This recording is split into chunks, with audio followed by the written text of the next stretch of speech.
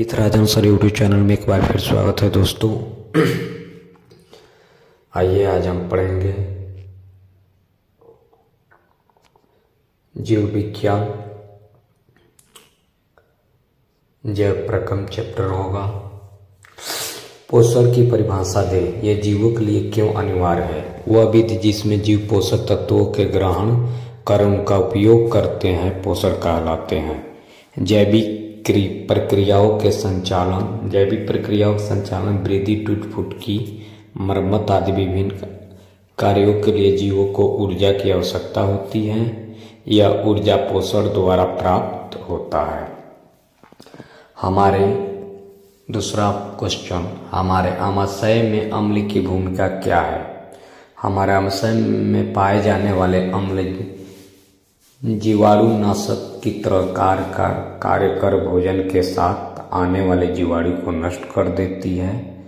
हमारे आमाशय में मुख्य HCl अम्ल पाया जाता है।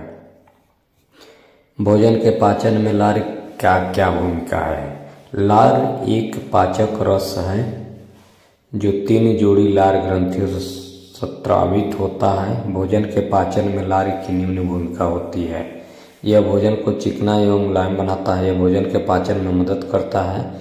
इसमें पाए जाने वाले टाइलिन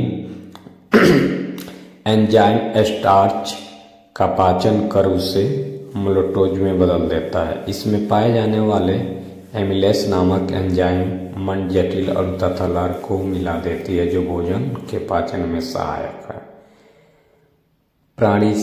प्राणी संपोषण किन किन प्रक्रियाओं द्वारा पूर्ण होता है?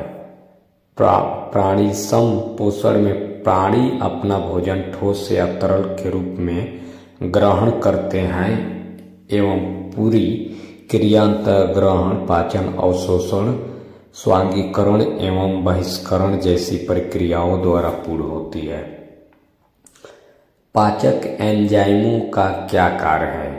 पाचक एंजाइम भोजन के विभिन्न पोषक तत्वों को जटिल रूप से सरल रूप में बदलकर घुलनशील बनाता है ताकि इनका आसानी से पाचन हो सके। उदाहरण में क्या होगा? उदाहरण देखिए, कार्बोहाइड्रेट का माल्टोस में बदलना होता है। प्रकाश संश्लेषण के लिए आवश्यक कच्ची सामग्री पौधा कहाँ से प्राप्त करता है? प्रकाश संश्लेषण के लिए पौधे CO2 कार्बन डाइऑक्साइड वायुमंडल से, जल द्वारा, मिट्टी से तथा प्रकाश को सूर्य से प्राप्त करते हैं। पौधे की पत्तियां में क्लोरोफिल विद्यमान रहती है। प्रकाश संश्लेषण से आप क्या समझते हैं? सूर्य की ऊर्जा की सहायता से सरल अकार्बनिक अणु CO2 तथा जल का पादप कोशिकाओं में स्थिरीकरण, कार्बनिक अणु ग्लूकोज के रूप में होना प्रकाश संश्लेषण कहलाता है। ठीक है।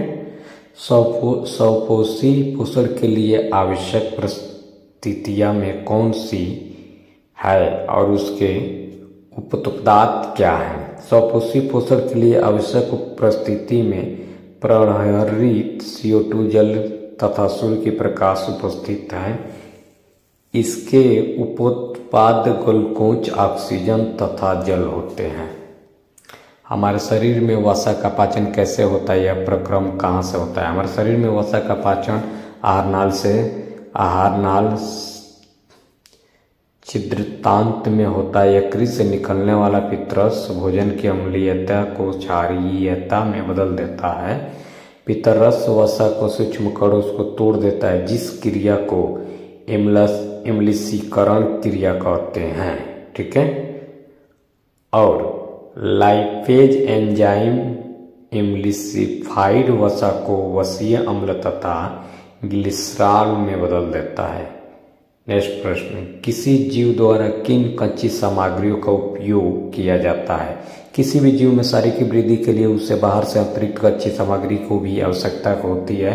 पृथ्वी पर जीवन कार्बन आधारित अणुओं पर निर्भर है, अतः अधिकांश खाद्य पदार्थ भी कार्बन पर आधारित है। इन कार्बन स्रोतों की जटिलता के अनुसार विभिन्न जीव विभिन्न प्रकार के पोषण प्रक्रम को प्रयुक्त है। जीवों के लिए, नेक्स्ट प्रश्न, जीवों के लिए पोषण क्यों अनिवार्य है?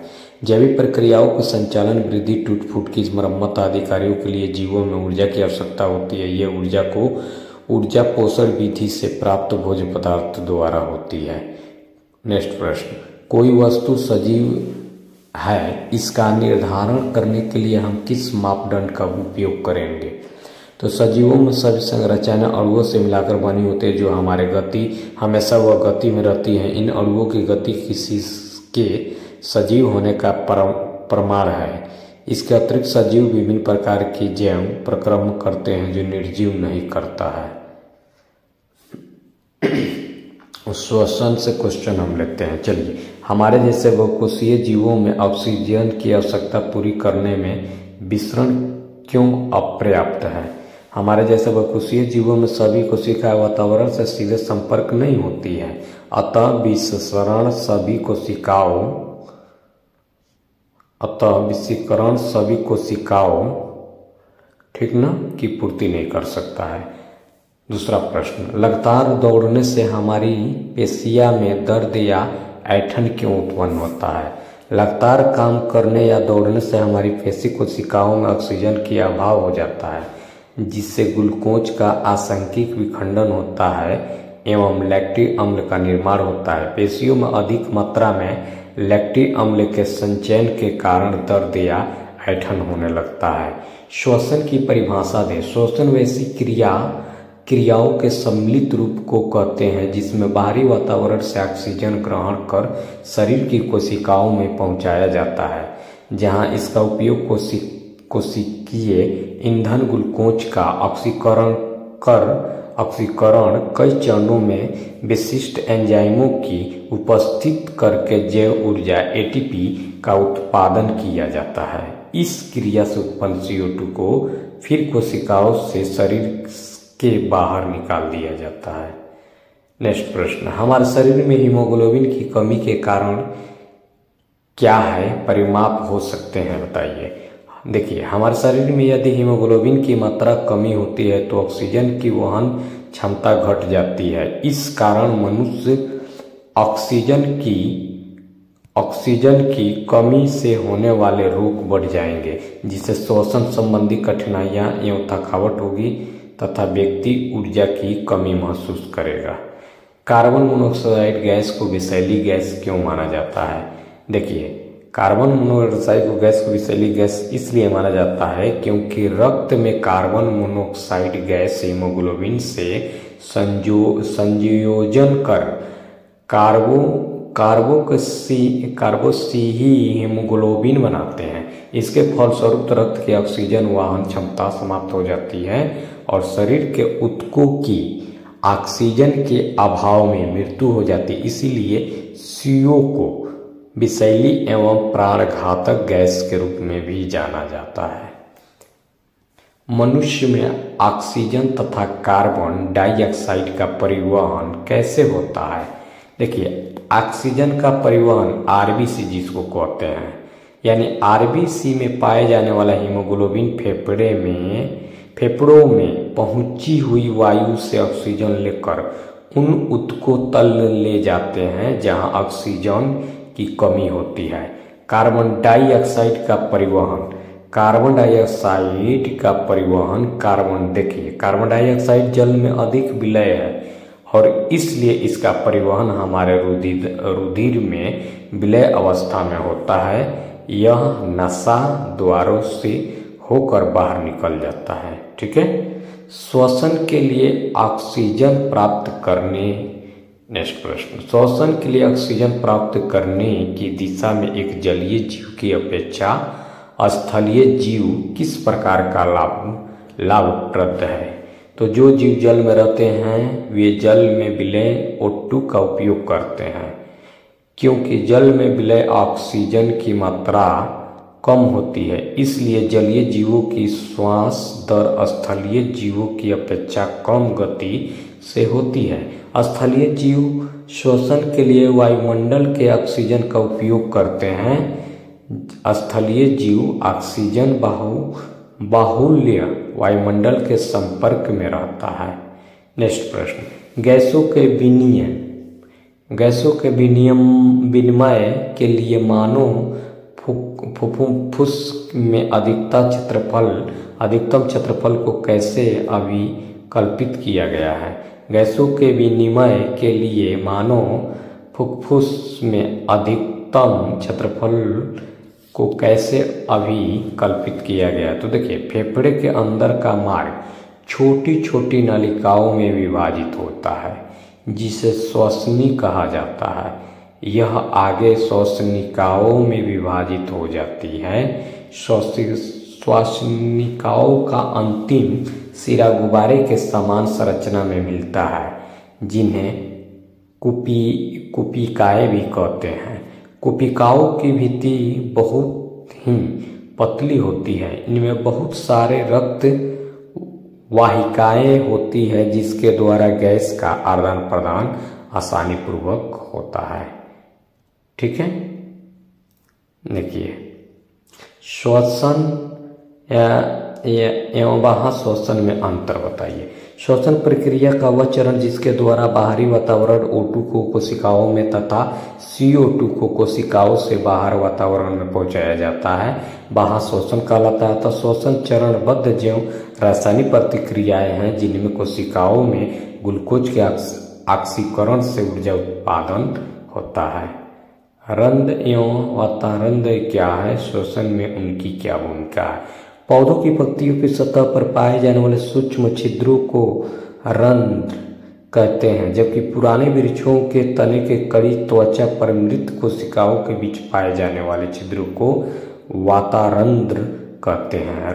रंध्र, देखिए, रंध्र और वातारंध्र दोनों ही पादपों में ऑक्सीजन के प्रवेश द्वार होते हैं।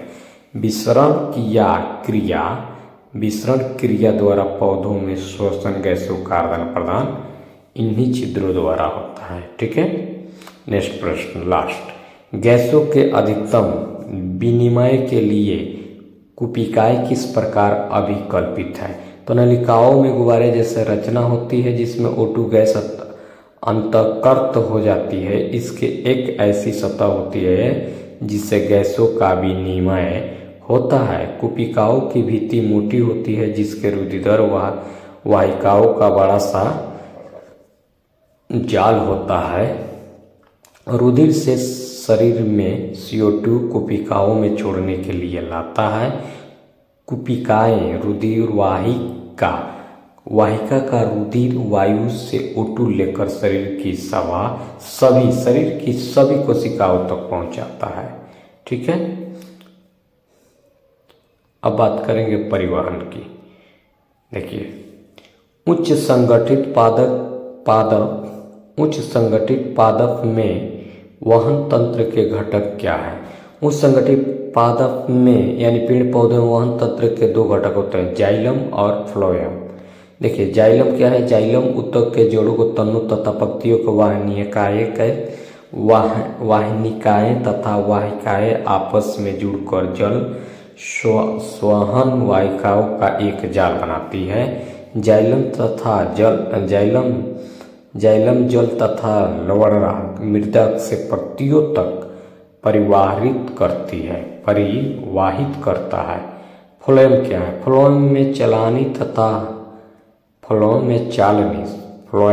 चालनी तथा सहचर कोशिकाएं होती हैं और ये भोज्य पदार्थों को पत्तियों से पौधों के विभिन्न भागों में परिवर्तित करने का काम करती है।